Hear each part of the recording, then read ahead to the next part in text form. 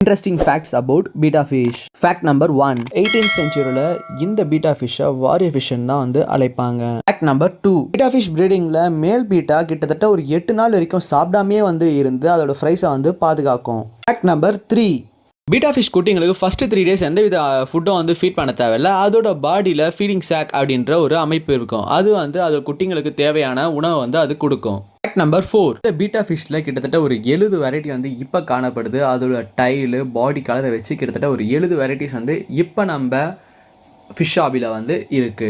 Fact number 5, இந்த beta ஃபிஷ்ஷை ஃபைட்டுக்குன்னு வளர்க்குறத போயிட்டு இப்போ இதோட அழகை ரசித்து வந்து நிறைய பேர் வந்து இந்த பீட்டா ஃபிஷ்ஷை வந்து இப்போ வளர்க்குறாங்க.